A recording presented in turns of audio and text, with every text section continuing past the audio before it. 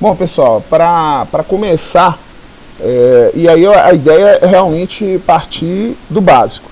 Como eu falei, assim, a gente vai fazendo por etapas, e aí qualquer dúvida, no final da etapa, vocês podem colocar as dúvidas e a gente vai e discute, tá certo? Mas não fica com a dúvida não está entendendo alguma parte, não, professor, parte tal eu não entendi. Tá? Você tem que entender todas as partes, não tem como. Você vai viver disso.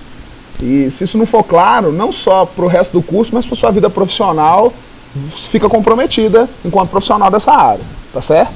Até por isso a intenção da gente fazer essa aulinha, dar uma revisada, voltar em algum princípio, para a gente não ficar com nenhuma lacuna. A ferramenta que a gente está usando é o NetBeans. Então criar projeto, todo mundo sabe como criar. Arquivo, novo projeto, a gente vai selecionar a opção Java, aplicação Java. Aqui eu vou selecionar nome da aplicação, que eu vou dar uma aplicaçãozinha de teste e alguns parâmetros para a gente poder criar algumas coisas básicas e depois ir avançando.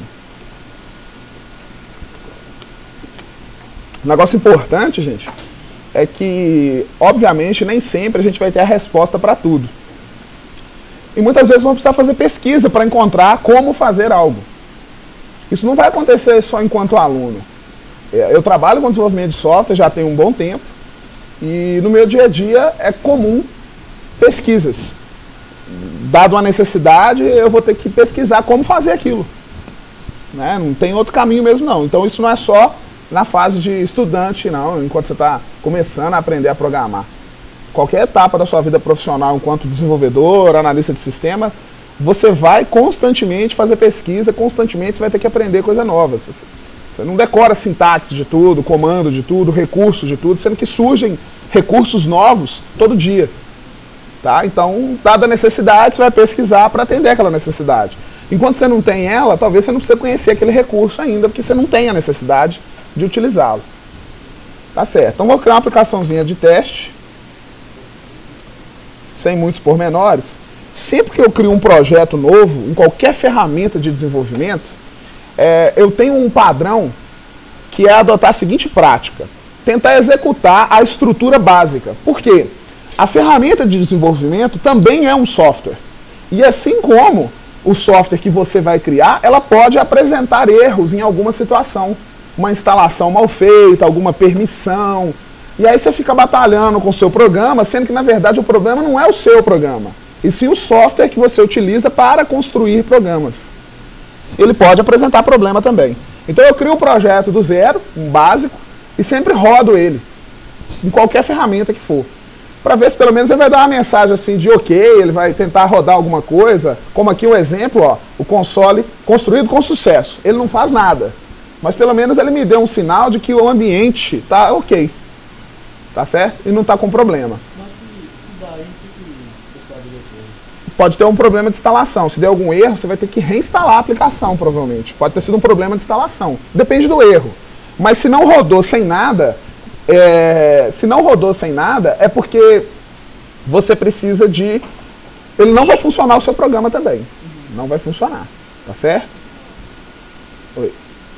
Então vamos lá. Então uma vez que o projeto rodou sem nada, eu posso começar a construir o meu programa. Uma coisa importante que eu não vou entrar em detalhes, mas eu tenho uma área superior no bloco de código, que ela vai aparecer os imports, tá certo? Eu tenho a classe, o Java é uma linguagem de programação puramente orientada por objetos. O que é isso? De qualquer maneira que eu estiver trabalhando, eu vou trabalhar numa estrutura de classes. Só que o conceito, o paradigma de desenvolvimento orientado por objeto é um conceito que vai ser trabalhado numa disciplina em especial. Então, no primeiro momento, a gente pode ficar um pouco perdido com essa estrutura de classe aqui. É só não preocupar a princípio com ela, que tem um momento adequado que a gente vai discutir. Nada impede que o aluno interessado vai pegar um livro de orientação por objetos e já começa a estudar um pouco sobre, tá certo? Mas não é o conteúdo que vai ser abordado nessa disciplina, orientação por objetos, tá? Então, a classe ela tem que existir. Pensa bem, tá? Toma muito cuidado. Eu vi muita gente com problema de alinhamento, né, indentação, e aí perde a referência. Só de eu selecionar a chave, eu sei aonde que ela abre e fecha, tá vendo? Se eu seleciono aqui abre, mostra onde que ela fecha. Agora, um negócio muito importante é a indentação do seu código, para você ter um mínimo de organização e saber o que existe, o que não existe, se está faltando algo. Uma regra básica, sempre que eu abrir uma chave, eu tenho que fechar ela. Não existe chave aberta sem encerramento de chave. Não existe isso. Tá? E não existe um encerramento de chave sem abertura.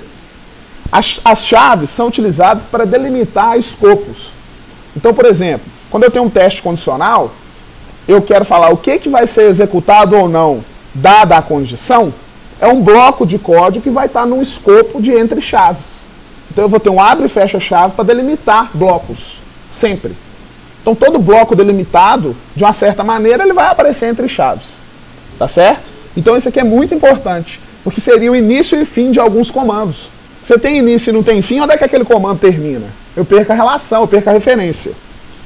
E aí um negócio muito importante é sempre seguir uma certa indentação. Então, o nosso programa, ele sempre vai acontecer aqui dentro, ó, dentro dessas chaves, dentro delas, tá certo? É aqui que eu vou pôr minhas linhas de comando. Então, um comando mais básico que existe seria dar uma saída na tela. Eu quero fazer um programa que ele não vai fazer nada, mas quando ele rodar, ele vai dar um resultado na tela, ele vai exibir um texto na tela. Porque é muito importante conhecer os comandos de entrada e saída de dados. O que é a saída de dados? É quando o programa, a entrada e saída é da perspectiva do programa. Tá? O programa gera uma saída, ou seja, o programa te exibe, enquanto usuário, algum dado na tela. Ou o programa recebe uma entrada, ou seja, você, enquanto usuário, fornece algum dado que vai ser armazenado em uma variável dentro do programa. Tá certo? Então, por exemplo, eu quero gerar uma saída. Todo mundo já sabe que é o system.out.println. Agora eu só digitei sys e dei um Ctrl barra de espaço. Por que isso? Usar sempre o recurso de autocompletar. Se eu digitar o comando com caractere minúsculo, não vai rodar. Se eu digitar o comando com algum caractere faltante, inverter algum caractere, porque às vezes os comandos são em inglês, a gente nem sempre vai ter um domínio do idioma, então eu posso, né, vacilar num caractere ou outro. Não preocupe em digitar o comando todo, isso não existe. Tá? Numa prova prática, você vai ter o computador para fazer o programa no computador com o software, com o recurso de autocompletar. Numa prova, você não escreve código em Java. Você vai trabalhar com fluxograma, numa teórica, né? Com fluxograma ou pseudocódigo. Porque ali a ideia é avaliar a sua capacidade de abstrair, de construir lógica para resolver problemas através de algoritmos. Aqui não, eu quero o programa. Que é o problema que resolve o algoritmo executando, rodando. Mas aí eu tenho que ter ferramenta. Tá? Você não tem que memorizar completamente todos os comandos. Tá certo? Então, eu vi muita gente errando por estar escrevendo o comando inteiro e escrever o comando errado. Então, já que tem um recurso, vamos usar. Beleza? Então, eu dou um sys, ele já me dá a opção, eu posso vir aqui na setinha, escolher o que eu quero, e ali eu preencher algum dado, né?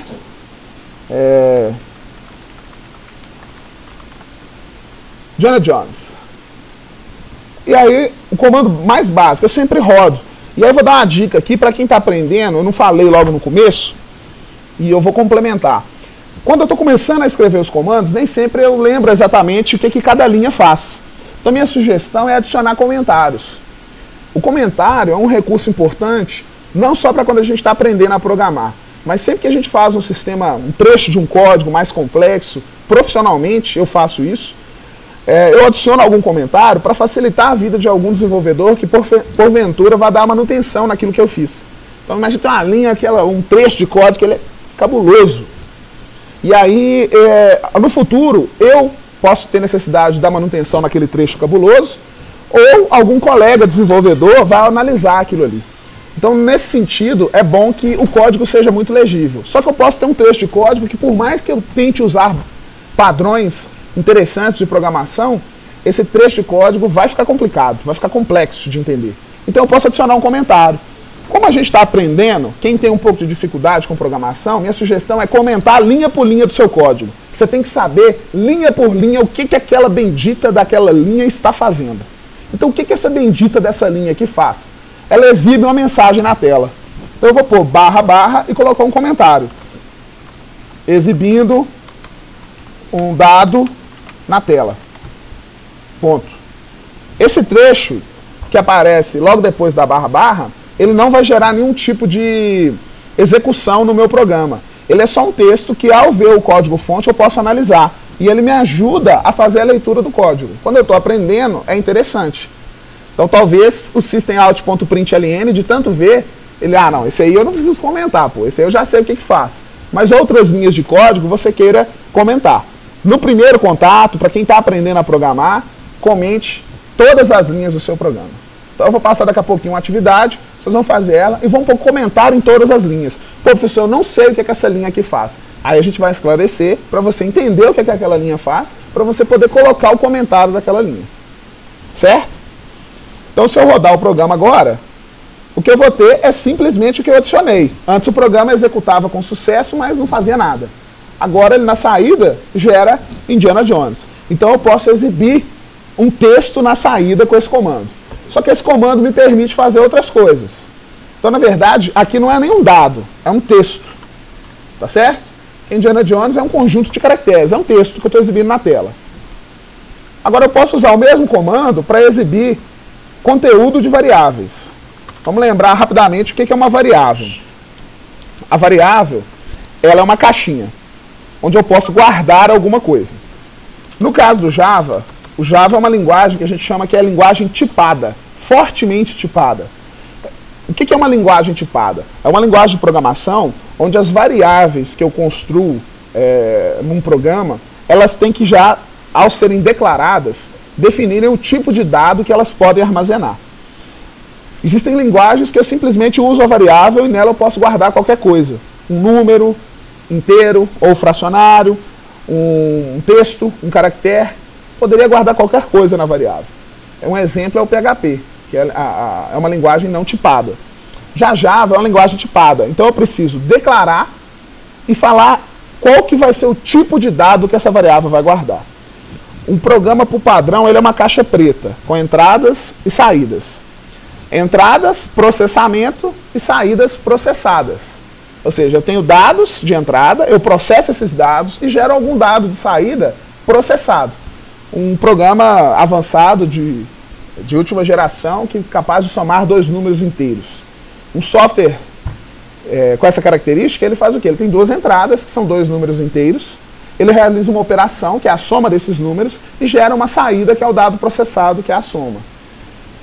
Mas quando eu tenho entrada, e algumas vezes saídas também, eu tenho que guardar esses dados em algum lugar para poder processá-los a partir desse local onde eles estão armazenados.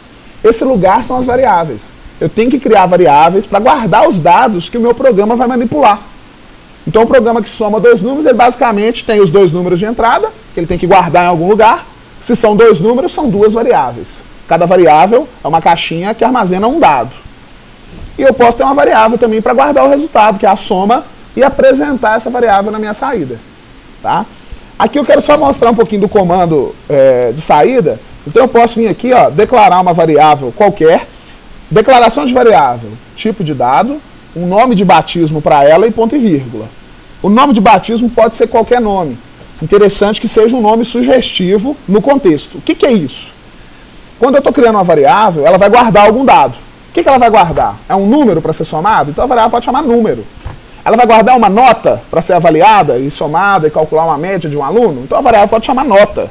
A variável tem que ter um nome sugestivo no contexto.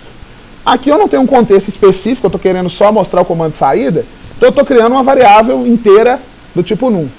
Os tipos de dados mais comuns que a gente vai trabalhar aí, int, para números inteiros, float, com casas decimais, boolean, bool, que são é uma variável binária, né? Ela pode armazenar true ou false, 0 ou 1.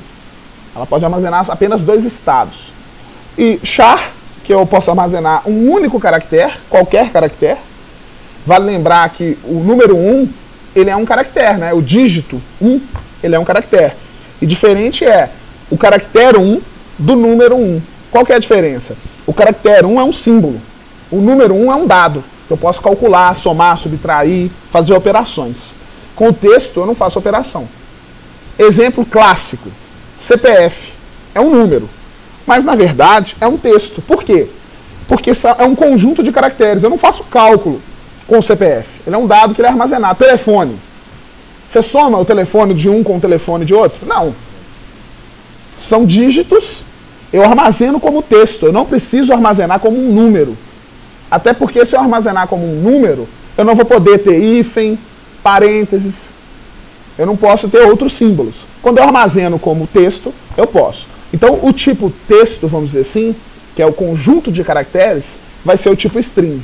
Então nós vamos trabalhar com string para conjunto de caracteres, char apenas um caractere, int números inteiros, floats casas decimais e bool para binário, né? Booleano mesmo, true ou false, que armazena apenas 2 estados. Tá? Esses são os tipos, talvez, são os mais comuns, são os que a gente vai mais utilizar. Tem alguns outros que são variações, às vezes, desses tipos também. Quando eu declaro uma variável, eu posso, ao declarar, já atribuir um valor para ela. Então eu posso vir aqui, ó, criei a variável num, criei a caixa. O que ela guarda? Ah, ela guarda 0, professor, porque você não colocou nada. Mentira. Se eu não atribuir valor nenhum, eu não tenho garantia do valor que ela armazena. Tá certo? Ah, mas eu quero que ela guarde 0. Então você tem que colocar 0 nela. Você pode vir e falar assim, ó, eu quero que num receba 0. Agora sim ela tem 0. Se eu declaro a variável e testo o conteúdo dela, isso é algo totalmente absurdo. Porque eu não guardei nenhum dado naquela variável. Como é que eu quero testar o que é que ela guarda? Não faz sentido lógico. A variável pode receber tanto um dado fornecido aqui no código, em hardcode que a gente fala, né? Um dado enxertado, como eu fiz aqui, eu pus 0 na variável. Ou ela pode receber, pela primeira execução, um dado fornecido pelo usuário. E aí através de uma entrada de dados. Aqui eu pus um número, vamos pôr um número diferente aqui. Vamos pôr um número 18. E aí eu quero exibir. Então o comando system.out.println também é capaz de imprimir valor de variável. Por exemplo, assim, né? Então quando eu executo, olha só, exibi o Indiana Jones e num, mas eu não queria exibir o 18. Atenção especial, quando eu passo um dado entre aspas duplas para esse comando, esse dado ele é interpretado como texto. E ele não quer saber o que tem ali dentro. Ele vai simplesmente pegar aqueles símbolos, aqueles caracteres e jogar na saída. Se eu quero exibir o conteúdo de uma variável, eu não posso colocar entre aspas. Eu tenho que pôr direto. Se eu coloco direto, aí ele vai interpretar lá o num. Opa, isso é uma variável. O que tem nessa variável? Ah, tem 18. E aí ele joga na tela o número 18. Tá certo?